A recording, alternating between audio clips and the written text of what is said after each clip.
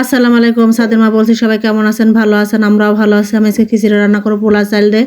আর এই চাল ডাল আর দিয়ে আমি ধুয়ে আলাদা করে রেখে দিছি। আর এখন আমি রাইস কুকারে পেঁয়াজ কাঁচামরিচ দিয়ে ভেজে নেবো লাল লাল করার পর আমি মশলা দিয়ে আমি সমস্ত মশলা তুলে নিচ্ছি।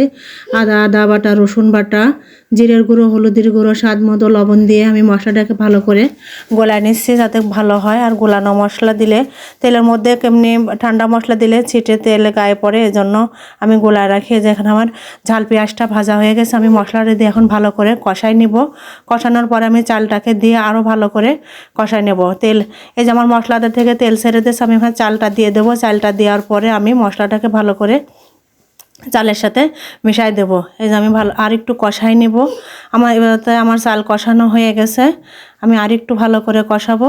তারপরে আমি দিয়ে দেবো একটুখানি গরুর মাংস ঘরে ছিল, ওটা দিয়ে আমি আর একটু ভালো করে কষানো যাতে একটু আলাদা টেস্ট হয়। আমি গরম পানি করে রেখেছিলাম, গরম পানিটা আমি এখন দিয়ে দিলাম খিচুড়িতে, কারণ গরম পানি করে রাখলে ভালো হয়। ঠান্ডা পানি এখন যে ঠান্ডা, পানিও ঠান্ডা দিলে অনেক দেরি হবে আর চালটা গলে যাবে, এই জন্য গরম পানি দিলে ভালো হয়। আর আমি এই যে আমার খিচুড়িটা বলক এসে গেছে, আর বেশি সময় লাগবে না।